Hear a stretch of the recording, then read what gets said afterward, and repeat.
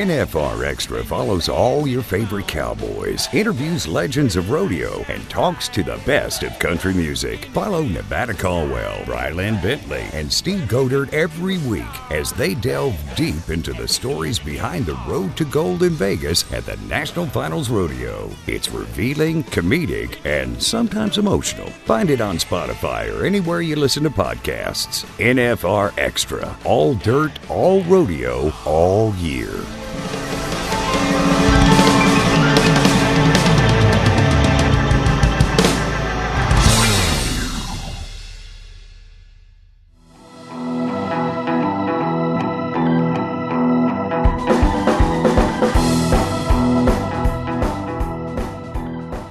NFR Extra, episode 73, and it's go time.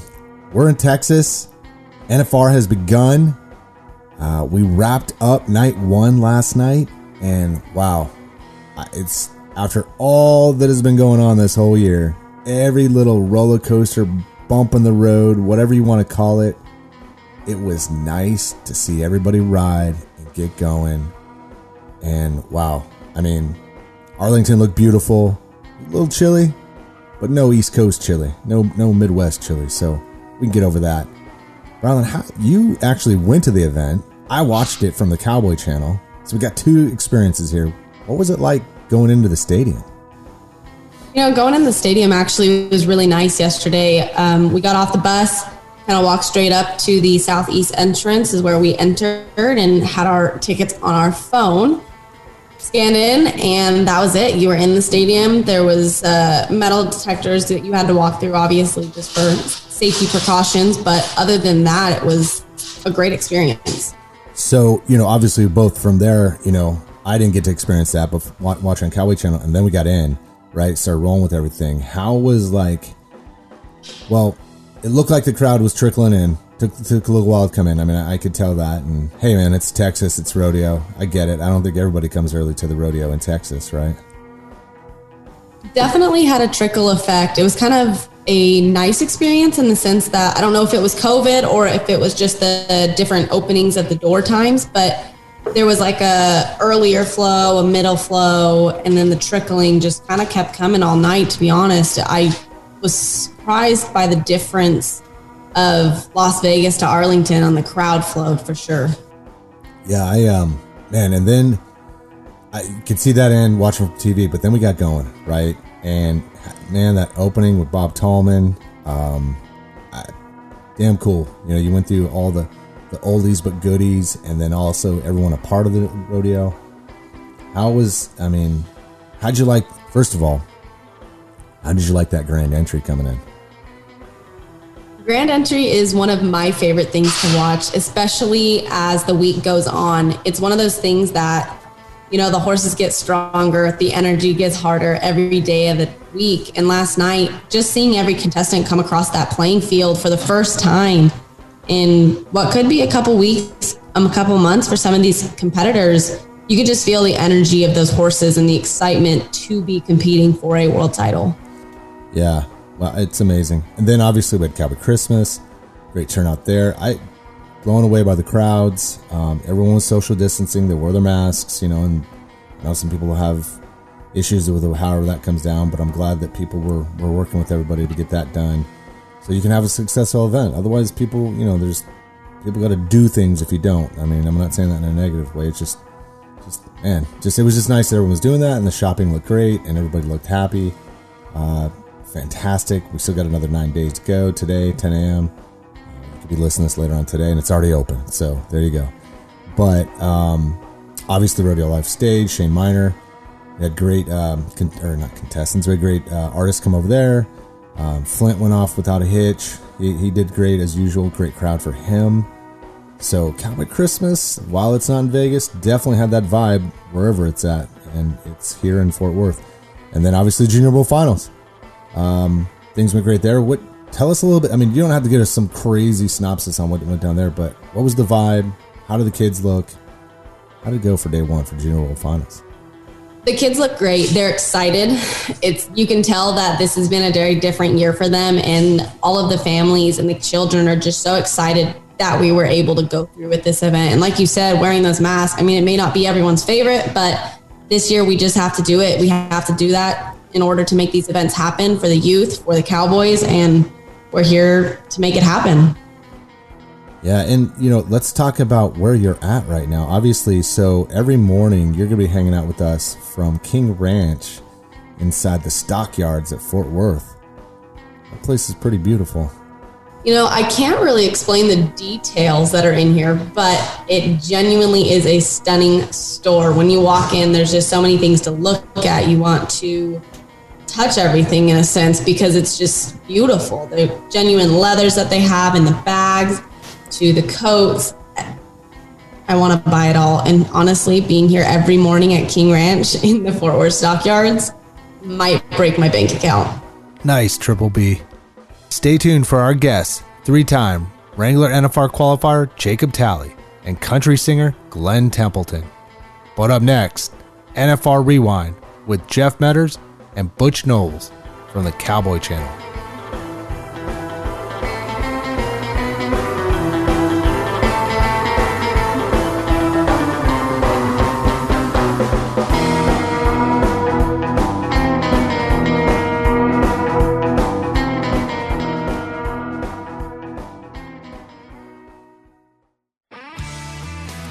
It was a history-making night in Arlington, Texas, as the Wrangler National Finals Rodeo, for the first time since 1985, takes place outside of Las Vegas, Nevada.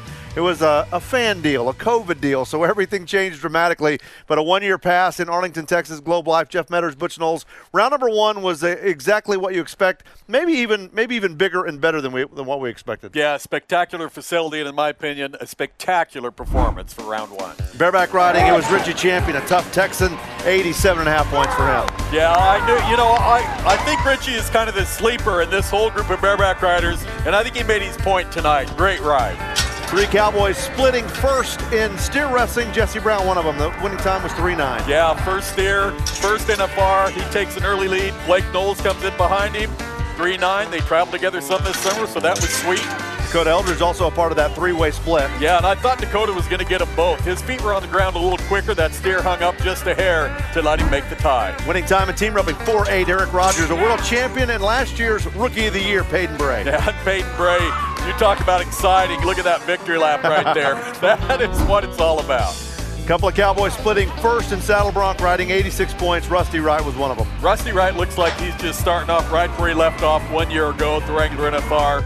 Early go-around win and a great ride. Lefty Holman, his first NFR. Wow, 86 for him, too. I'm not surprised. I've seen Lefty ride for the last couple years, and I've watched rides like that. Good for Lefty. And Marty H. just blew the roof off Globe Life's run of 7-1. He made it look simple, didn't he? I mean, scored great. His horse worked perfect. And it was just like, hey, this is nothing. I'm going to do this for the next 9 nights. One of the things I was curious about coming into round one, how would Sister handle this arena? Well, we found out as Haley Kinsel chasing her 3rd straight world championship, they got the go-round win. And like Joe Beaver said during this run, that wasn't the best perfect run that she's ever made.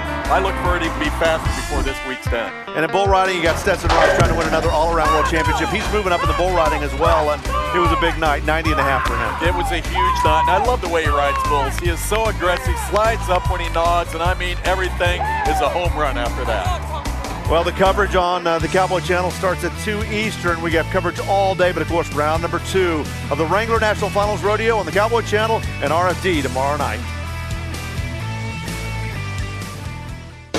Cowboy Christmas, the Wrangler NFR's only official gift show, is open daily at the Fort Worth Convention Center through December 12th. Cowboy Christmas is no ordinary Western shopping fest. You'll find hundreds of exhibitors with the most unique Western apparel, art, furniture, jewelry, and so much more. If you need it, you can find it here. There's something for everyone at Cowboy Christmas, and admission is free. Get more at NFRExperience.com. Cowboy Christmas, we're all in Texas, and it's all here. Hey y'all, it's Lainey Wilson, singer-songwriter in Nashville, and I'm here with NFR Extra.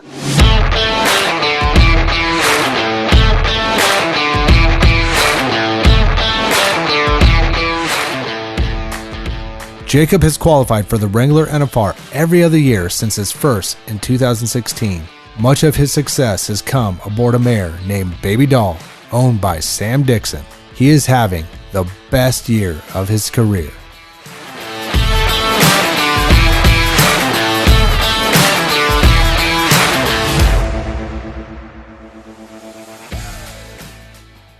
NFR steer wrestler Jacob Talley, welcome to NFR Extra. Yes, sir. Thanks for having me.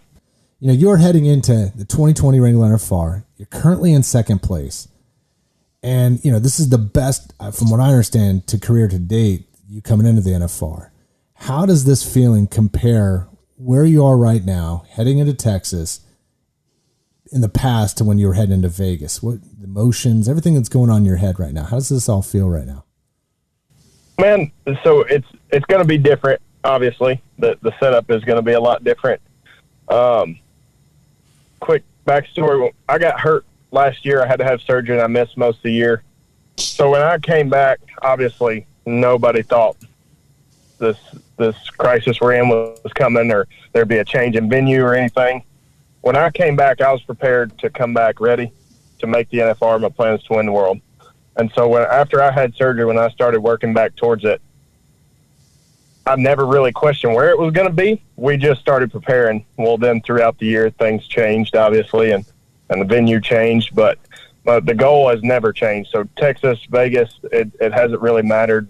We've been preparing for this for a long time. And so it didn't matter at that point if it was in Texas or Vegas or in my backyard, we were going to be ready. Nice.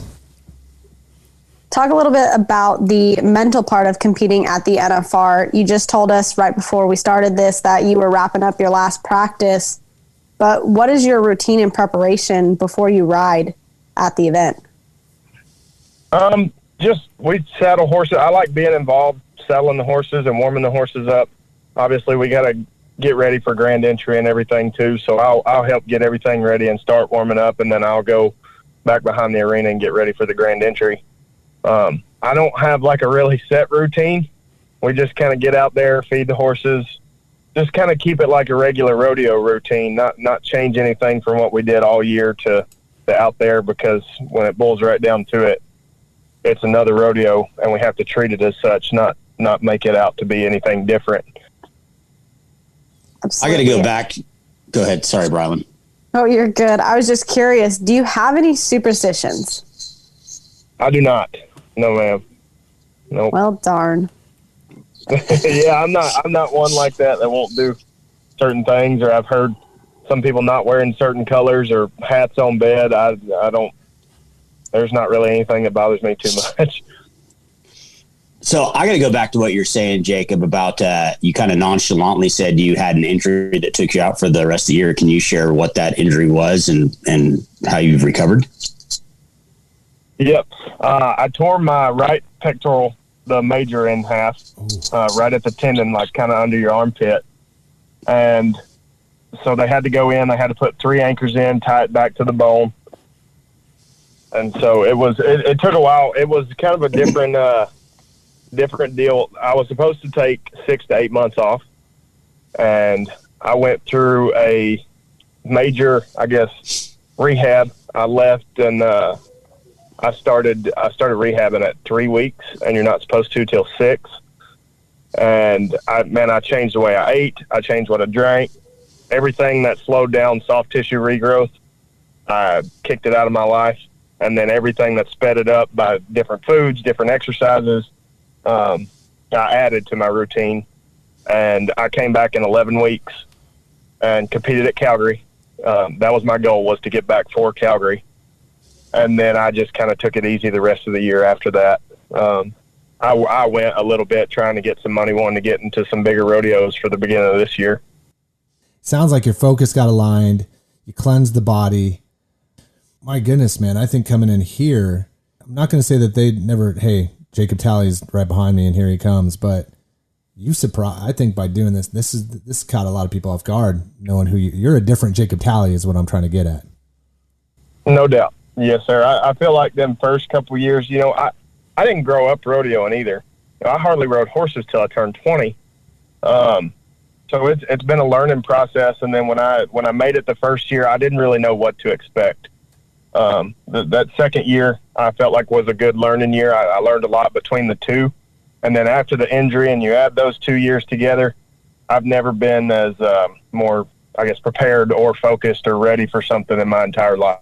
Like it's not going to be what it was in the past. And I feel like my learning years are never going to be over, but now we're going to be fine tuning on things that make us sharp. And I've committed to doing whatever I have to do to get there. Let's stop right there. We'll return after the break.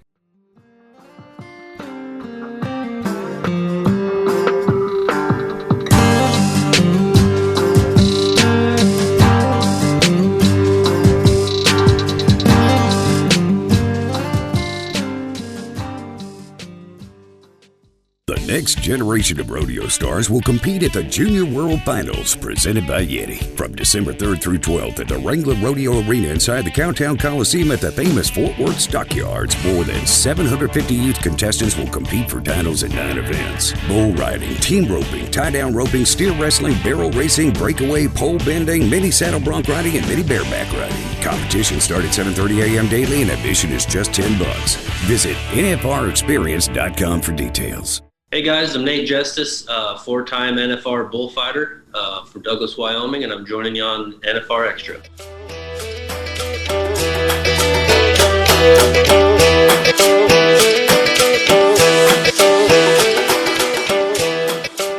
Three-time Wrangler National Finals Rodeo qualifier Jacob Talley is here on NFR Extra.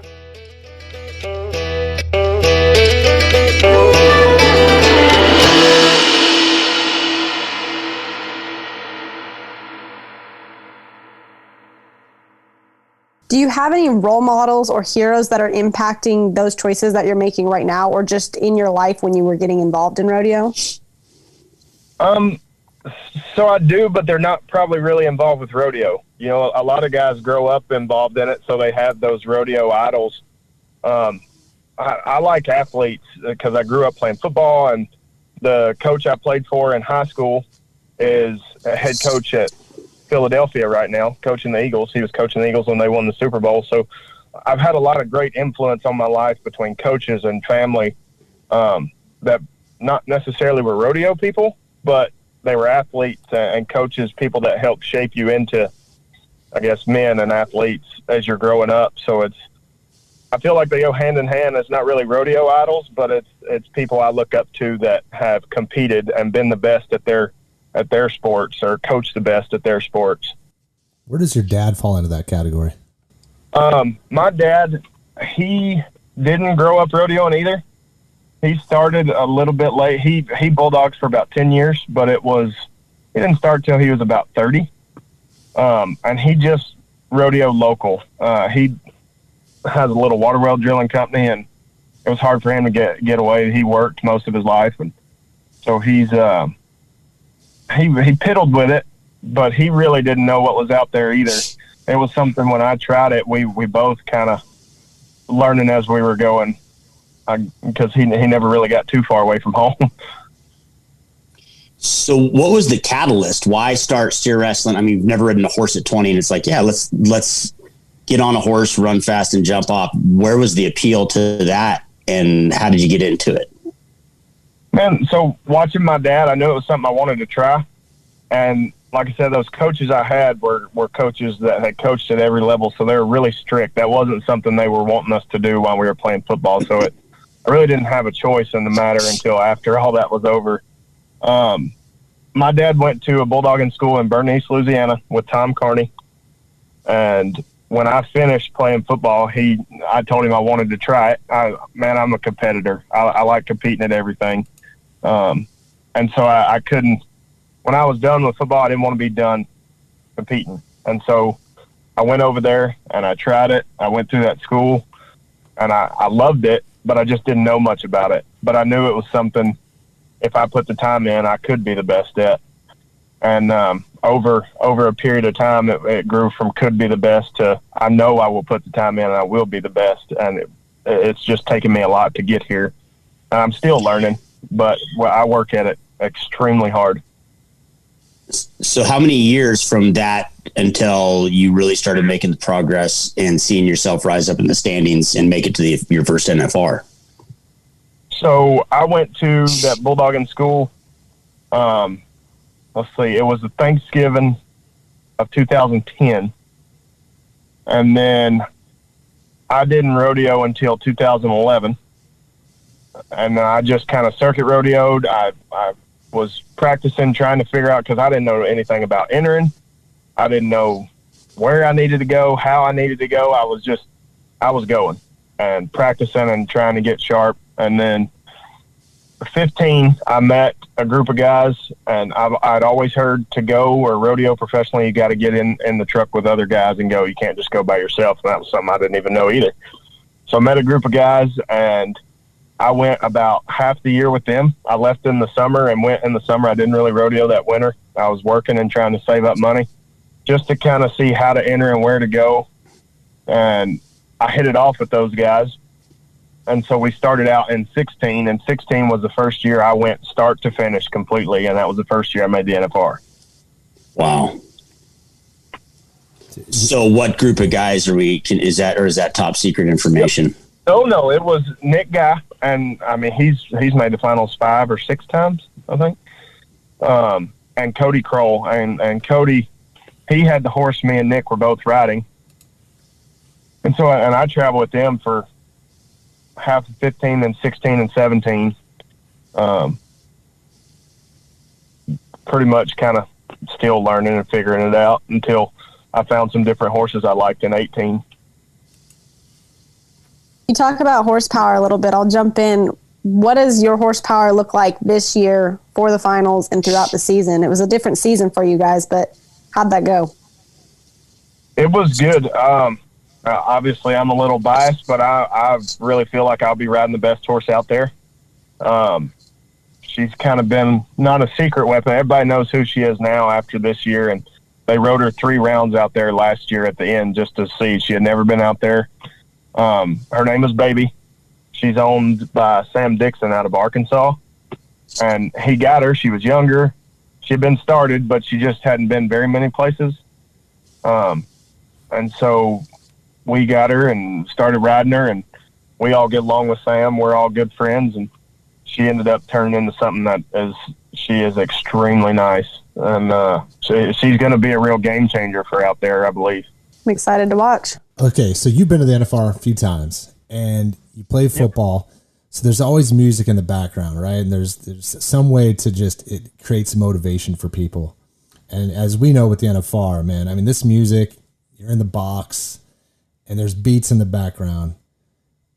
There's got to be a song for you. Gets Jacob to roll out there, pull it down quicker than anybody else. Is there anything that you want to hear or that aligns with you and what you do in your career? Man, so, yeah, but I'm going to give you a curveball, I think. I don't really hear very much when I'm out there. It's not, I can hear background noise. So if you're talking about backing in the box, it's not something I'd probably hear anyways. Because I'm kind of, when I step out in front of the box, it's straight focus. I can tone everything out. So there's one song that, and this is where it'll be a curveball. It's not something that pumps me up. I'm a Christian, and there's a song out there. It's called Graves in the Gardens. I think it turns my focus, my main focus in everything is God. And I know I've seen him work in my life. I've seen him bless me in ways that I can't even begin to describe, to be able to do the things that I do.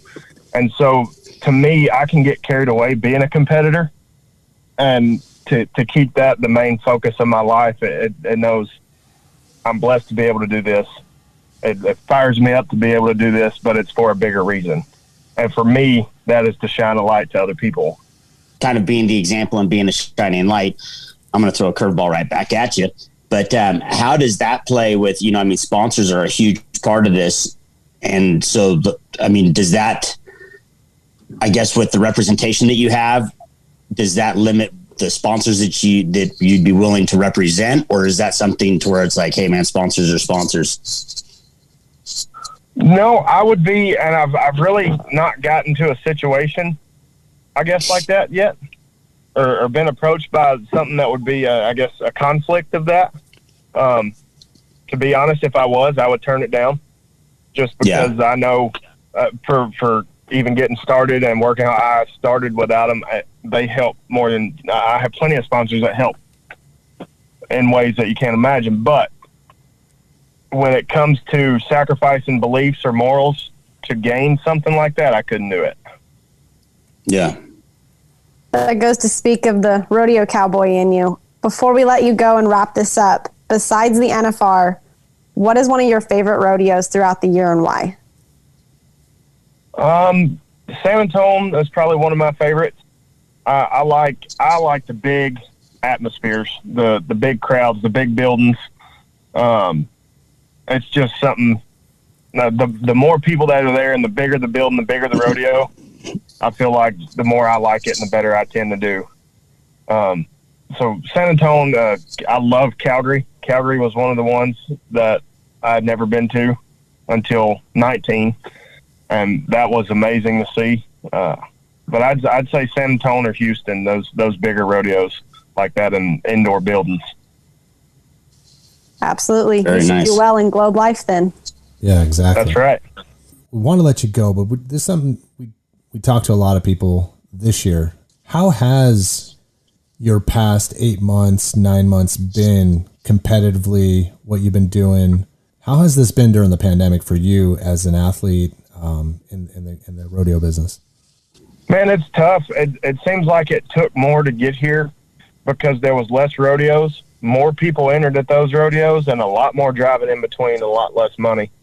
So it made it hard. There was obviously the long lull time in March and April and stuff. And then, so it was good. I got to work and you get to make a little money, but at what point, not knowing if you're going to rodeo again. And that year you still got to practice. So it's not like you can go get a day job unless you're willing to stay up all night and practice all night too.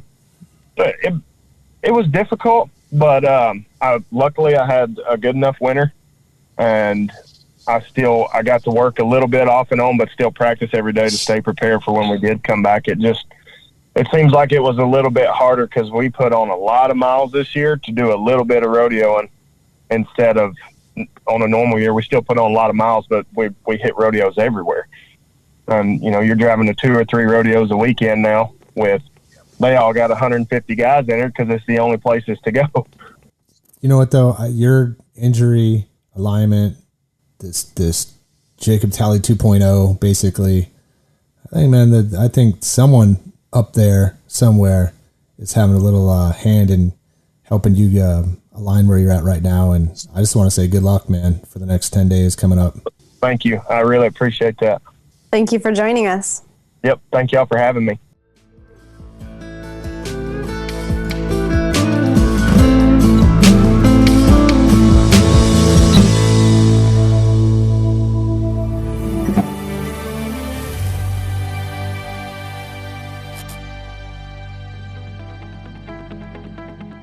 Hi, I'm NASCAR champion Kirk Bush. Las Vegas is my hometown. I love representing Las Vegas out on the NASCAR circuit and all over the world.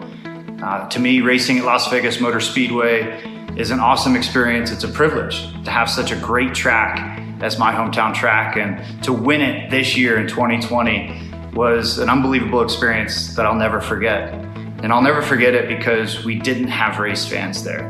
It was very difficult to celebrate in a normal way, and I hope that we're able to do that next year. But once racing season's over, I always turned my attention to the NFR. I love December and the National Finals Rodeo at the Thomas & Mack Center. That arena is always electric, it's always a fun atmosphere, and unfortunately they won't be able to host the event this year. But we're keeping our spirits up. 2021, NFR will be back in Las Vegas, NASCAR will be back, and I hope that we will all be able to have our fans in attendance, enjoying the sports that they love. So whether we're racing, roping, or riding, I'm with you guys. Thanks to Las Vegas Events. NFR, let's bring it on back. Las Vegas Motor Speedway, let's fill it up.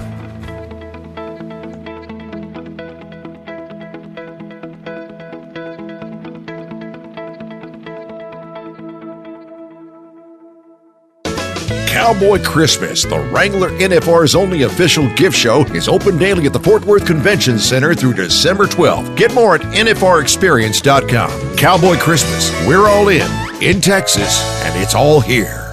Hello, everyone. It is Jordan Tierney, Miss Rodeo America 2020 and 2021, joining you on NFR Extra.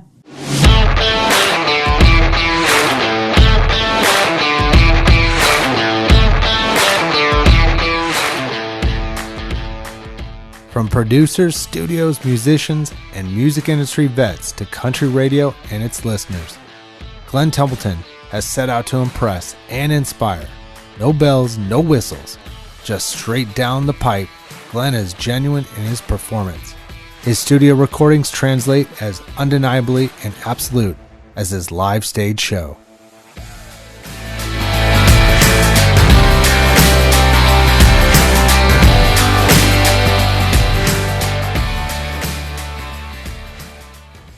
Glen Templeton, welcome to NFR Extra. Thank you so much for having me on your show. This is quite a way for us to do the interview, but this is pretty interesting, man. But yeah, thank you for having me on the show. I really appreciate it. Yeah, you know, if we had our plans around COVID, we would be sitting down with you at King Ranch at Fort Worth, Texas, and talking shop in a great place, environment. Yeah, right, man. I really appreciate you guys having me on. Cool. All right, let's dive in to Glen Templeton. So it's a couple things I've read, and you can take this however you want, but for some reason, the name Conway Twitty comes back to you in a certain way, where your success is rolling now, your artistry. Can you explain a little bit about this Conway Twitty tie to you? Well, early on in just listening and just being a lover of country music, Conway was always that name that stood out as a staple in country music. And you know, after being here for year after year after year, and you know, singing Conway Twitty songs, and I actually was approached by a singer who, when I was recording in the studio, he was singing some of the background vocals on a record that I was finishing up. And he was actually married to Joni Twitty, and informed me that they were putting together a Conway Twitty musical. And he said, you know, you got a lot of sound like Conway. And I want to ask my wife if it would, you know, if they could set aside a time for you to come down and you know, audition for this role of Conway. And I said, well, sure. You know, I mean, that name rings a bell to me in the country music world. I mean, I grew up a fan, and I didn't realize that you guys were putting together a musical. And so they set aside a time for me to come down, and I'd done a couple of songs there. And I know one of the songs that I'd done was Slow Hand. And they had searched, like they'd done auditions there in Vegas. They'd done auditions in New York, Branson, Missouri, and in Nashville, and in LA. And they'd done all these auditions. And so with thousands of people who had auditioned for it, we got down to the couple of weeks before they were getting ready to start their rehearsals, and I got the call from the producer of the show, and he said, you know, out of all the hopefuls, Glenn, we think you'll be the best suited to play the role of Conway Twitty in our up and coming musical. And it took a while for it to sink in, because I knew there would only ever be one Conway Twitty, but I knew I was up for the task, and it was a huge launch pad for me moving from just every night playing for, you know, a couple 300 people, you know, sometimes up to 3,000 or 4,000 people, up to performing on a scale of that magnitude. And I was up for the task. It was a brilliant experience for me to be able to just have my name and the name Conway Twitty associated with one another. And I felt like at that point that I was on the road, like, to a successful career, and that my career was fixing to move from just playing like nightclubs and shotgun bars to bigger performances, bigger stages, and bigger production. And it was really a that launch pad for me that got me started actually as a solo artist, going from Conway Twitty to or going from playing a just shotgun bars in a band to, you know, I had to take on this totally different role of someone that I wasn't. I had to become an actor and performer at the same time. And so I learned so much through that show about performances and stage to stage and touring and things that I'd never been exposed to before. But I learned so much from that show, and I will forever be grateful for that. You know, that's awesome. And yeah, going from shotgun bars to basically a play, if you will, right? How did you go about your craft? I mean, because it sounds like once that got going, did you just adapt with the punches? I mean, or was there some training there to help you out on the acting side and the things you had to do? Because that's completely different than, obviously, as you just said. Yeah, it was really completely different, and there was some training that went along with it, because there was all these signature moves and all these signature iconic moves that Conway had that I really had to I had to learn that his actual performance, which wasn't really a whole lot. He didn't do a whole lot on stage, but everything that he done was instrumental. Like it was always real signature moves that would really make me look like I was more like Conway Twitty. And because, you know, I really don't look like Conway Twitty at all with the blonde hair and you know, the bandana and all. I mean, I didn't look anything like Conway Twitty. So everything that I could do in order to be able to give off the impression that Conway Twitty, you know, was once again this big thing going on a big performance stage, I really had to learn all these moves. And the singing part wasn't something that I really had. There was more songs that I had to learn because I had to learn rock and roll songs, because Conway Twitty, a lot of people don't know, was a rock and roll star before he was ever a country star. And so I learned a lot of his earlier rockabilly sound, and those were new songs that I had to learn. But there was always this, I always had this connection because I grew up on a lot of Conway Twitty music.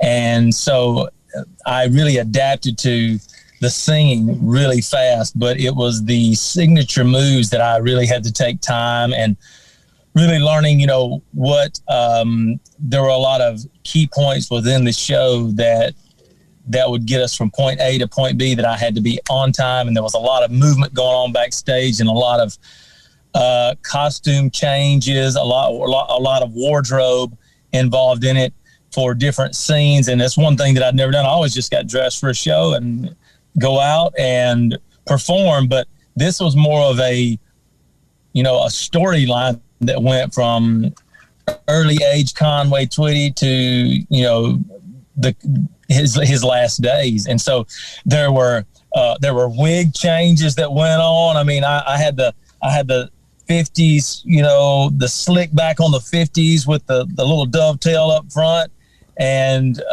go from that into like this fro, you know, that Conway had in the later days. So there changes, and a lot of movement going on backstage underneath the right line to start my song. And there was a lot going on, a lot of moving parts so that there was no dead airspace. And learning that, you know, this particular word sets this particular scene into motion.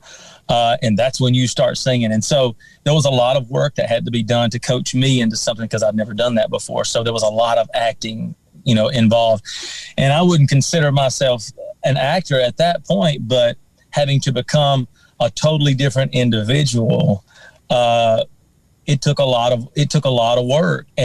But I grasped the concept of what was going on really early on. And so I just continued to work at just getting it better, getting the lines tighter, and I really didn't have any speaking parts at all, but I just understanding, well, this keyword sets you into this scene, into this theme, and you start singing this song.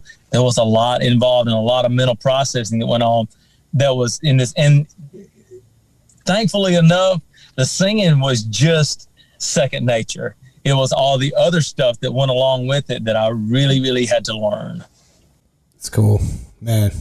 Yeah, you never know when like a kind of a situation is going to turn out to a learning experience, and clearly that will help you for the rest of your life working in production and live music. True. You talk about learning curves, experiences, everything that went into that. I'm going to kind of jump over Texas and Nashville, two very unique music environments, but like, what actually makes these scenes so different and yet so similar? I think what makes them so different is that Texas is more of a cultural, cowboy-based, Western ride rope type of environment. Nashville is more of a when you talk about the music scene, Nashville is more of an industrial, like the industry of the music, the tools of the industry. Now, Texas for live music was one of the things that I found early on that was one of the best live scenes that I had ever been in, was in the state of Texas, because big production, big stages, bigger crowds. And Nashville was very, very consolidated. Texas way more spread out as far as the venues that you play.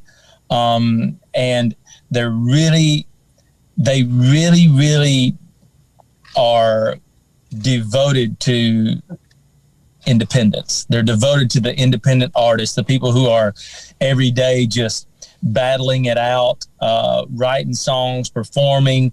And so they're devoted and very, very faithful to the independent artists there. Nashville is more what I feel like concentrated on the commercial avenue, which is there's a lot of singers, songwriters. The recording industry is far greater here in a small area. And in Texas, you can go from place to place and record, but it wasn't, my experience was that the recording industry there wasn't like it is in Nashville, where, there's all of these, in Texas, more or less, you go with your band, carry your band to record at a studio. Nashville is more of, they bring the band in, you record the song. And that was just my experience. And I'm sure there's a lot of experiences out there, but where the two are so similar is that they carry a lot of weight when it comes to, when you talk about music states. Those two states are really, really heavily weighted when it comes to country music. Texas more on the hand of traditional, you look at 20 years ago kind of country music, and Nashville being more of today's type country, and, along the lines of the recording process. And it's a lot more fast tracked in Nashville than it is in Texas. And I believe that the two of them are so similar because they have all that weight of country music. And then they're so different because of how they are distributed. Nashville has distribution, and they distribute music all over the world. And Texas is really, really concentrated on moving, their artists forward and being involved in personally that artist, and they want to get to know the artist really well. And I'm sure that goes along in Nashville as well, but they're both very, very different. But there's that gap that gets bridged because there's a lot of artists who live in Nashville, who perform in Texas. Now, however, for me, I was kind of like Texas they're so ingrained in tradition. And, there was one time in my career when I thought, people in Texas think if you ain't from Texas and by God, you ain't supposed to be there, not really for music anyway. But I learned that I was being adopted into the Texas scene more and more. And so I was kind of like, the orphan of Texas music, like coming from Nashville all the time. I was adopted into that Texas country music scene. And it's probably where 90% of my touring is these days. Now I tour everywhere from, here in Tennessee to North Carolina and I've been every state in the continental U.S. touring, but most of my touring comes from Texas. And I think it's because it's more of my passion in country music is more of an old school type. And I think that they really, really gravitate and they embrace that. So I get to play most of my shows. 90% of them my touring is in Texas. Let's hit the pause button and take a quick break.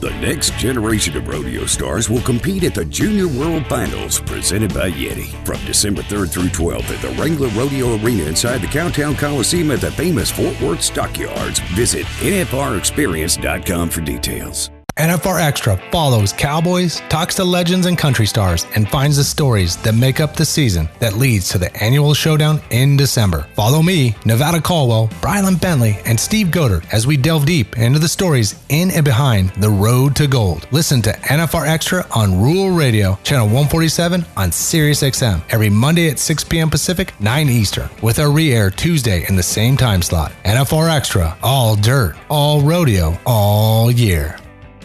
Hi, my name is Brent Sutton. I'm with Sutton Rodeo and one of the NFR pickup men, and I'm joining you on NFR Extra.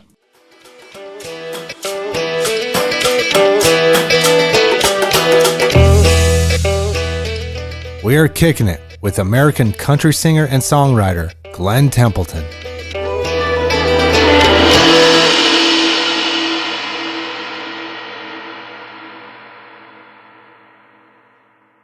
What are probably your two favorite one of your favorite venues in Texas and one of your favorite venues in Nashville that you get to play?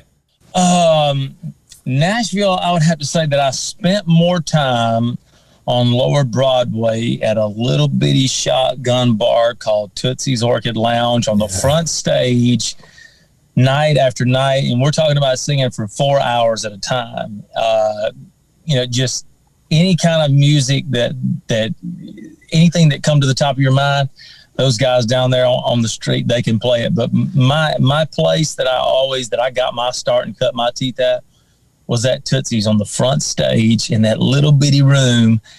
And I learned more about music in that little bitty room and more about, getting involved with bands and really associating myself with people in the town in that little bitty room. And I had an opportunity to go out to Texas and start playing. There was some guys from this club called Cowboys out there, ironically, they would make trips to Nashville, and I got to be really good friends with them. So they invited me to come down and play in Arlington, exactly where we're going to be doing the NFR this year. There used to be a place there in Arlington called Cowboys. And so I played on that same facility right there before they tore that Cowboys club down. That was where I got my start in Texas was in Arlington.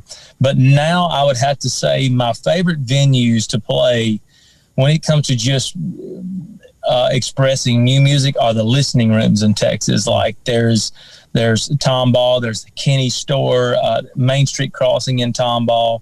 But I've gotten to play so many venues there, and the people are so great there.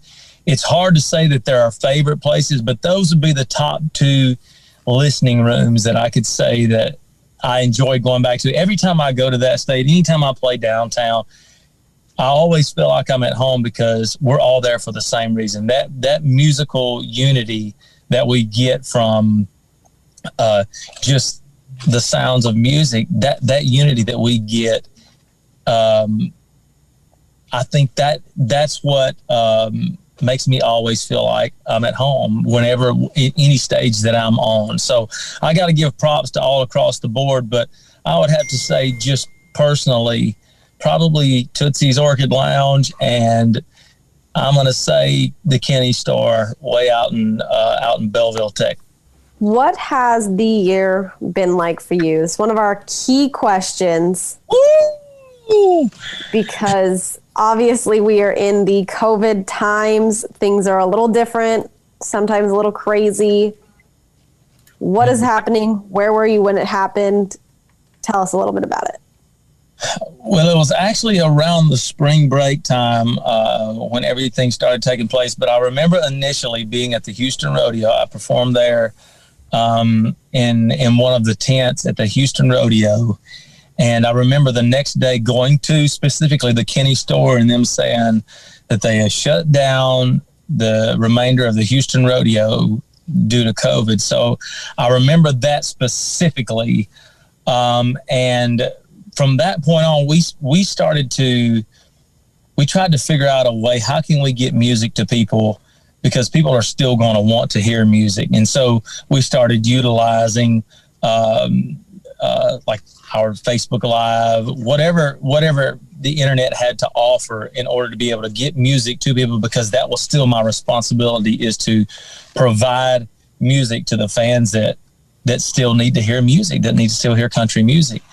And it changed a lot for us. But it's like anything else, you adapt and you overcome and you learn to deal with whatever is at hand. And we have to learn to live with that. And, you know, it's in many ways, it's made us stronger, because I'm a firm believer in, you know, you either get stronger or you get weaker, but the amount of effort is the same. So we either take the information that we've been given and the circumstances that we've been given to a present day, and we either utilize those to make us stronger, or we utilize them to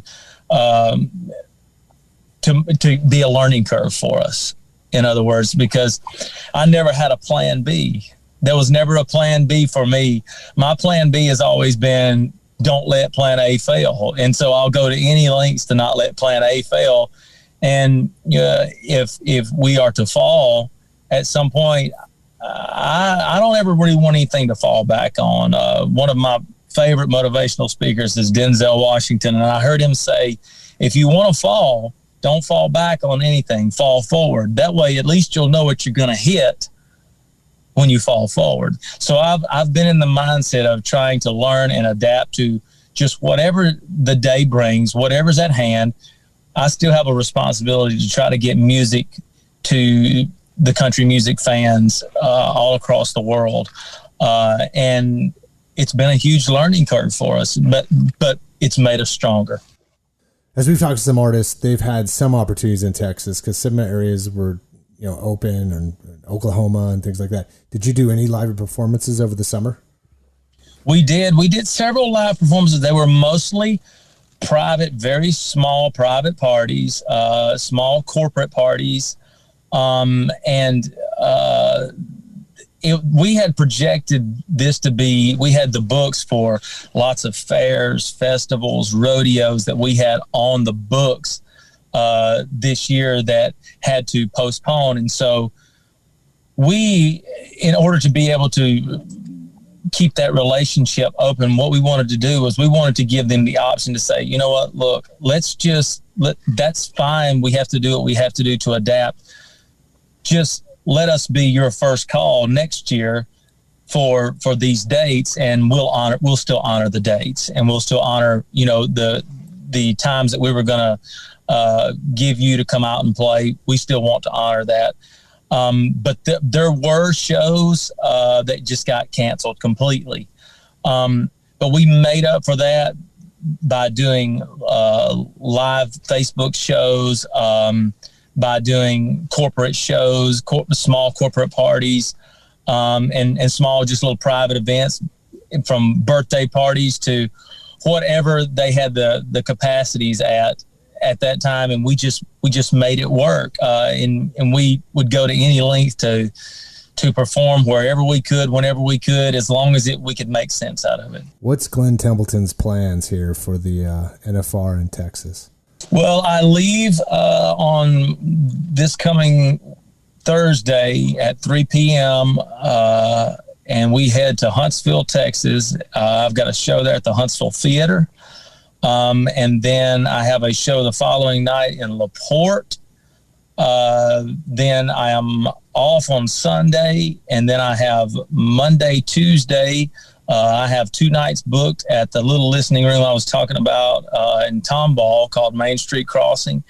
And then Wednesday, I am there at NFR in Arlington to perform a show there. And there's like a talk show, and I'm there with a lot of my great friends from the Rocky Mountain Elk Foundation, who they sponsor NFR every year. And that's my direct connection with NFR and PBR is the Rocky Mountain Elk Foundation. So I'm going to be there on Wednesday, performing a show for them. And then on Thursday, I will be back down close to the Louisiana border, and I can't remember exactly the name of the venue. And then Friday, Saturday, I am right outside of Waco at a place called Shep's Barbecue for 2 nights. Nice. So it's about an 11-day run. So, I mean, this is the first run that we've actually had since COVID where it's actually an extended period of time of being out rather than just being a one-off here, a one-off there. There's a significant amount of touring that's going to go on within the next, 12 to 14 days. All right, so your energy's got to be great right now, man. You're getting ready to go do what you love. Yeah, man. I'm just so blessed. I'm so grateful for whatever the day may bring. And when it brings along work and I see the country music community starting to come back together, I see artists starting to get to go back out and tour again. We're all going to survive. We're going to make it. And sometimes it's like anything else. We just have to dig ditches. Some days you're on the skyscraper, but some days you gotta dig the ditch before you can get to the skyscraper. And so, a lot of drugstore psychology there, but it's so true.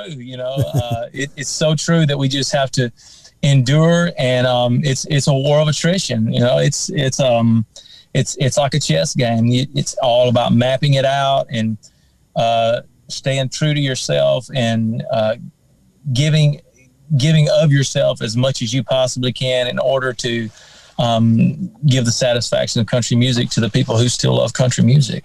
Yeah, I couldn't agree more. Absolutely. And that is just what the reasoning is behind the Cowboy Revival show that you are going to be a part of, is that, the original country music people. Yes. Yeah. And the original country music people, the country music, cowboy way of life, that is the spine of this industry, is creating music, but I can create all the music that I want to, but if I don't have the fan base, then I can sit in my living room and play music all day long, and nobody's really going to care. But in order for me to provide a service for the country music audience, I have to figure out any way that I can in order to be able to get the music to them, whether it be travel, whether it be like this. I have that responsibility to get them country music. And so this show is about just that country music industry and how we're going to continue to grow, and we're going to learn from this, and we're going to grow. We're going to continue to create and continue to get music to the people who love it. Well, love it. Yeah, looking forward to that. Glen, man, thank you, sir. This was was good talking to you. Actually looking forward to you perform at Cowboy Revival for sure. And hey, good luck on this next 2-week run, man. All y'all that are getting to perform right now, it's got to be a great feeling. Yeah, it's really a great feeling. So thank you so much for allowing me to be a part of this show today too. You know, I know that people look at these podcasts too, just as some resource of entertainment. So I'm so grateful to be on here today, and thank you for inviting me and taking the time to put me on your show today. That means a lot. Thank you, sir. Absolutely. Man, God bless. All right, be blessed.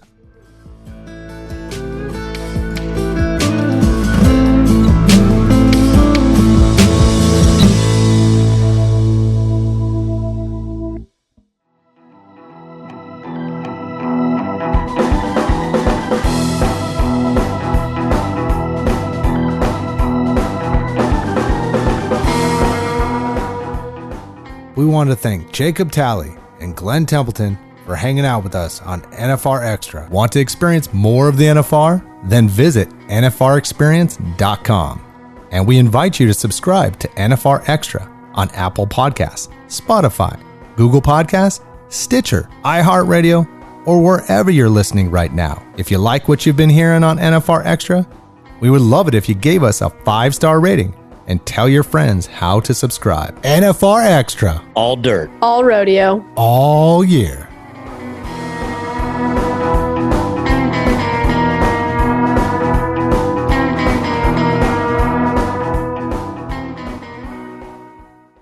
Gotta make it out to Vegas, where the big boys roam, with the rovers and the racers and the bulls and the broncs, and the ladies in the skin-tight Wranglers and the cowboy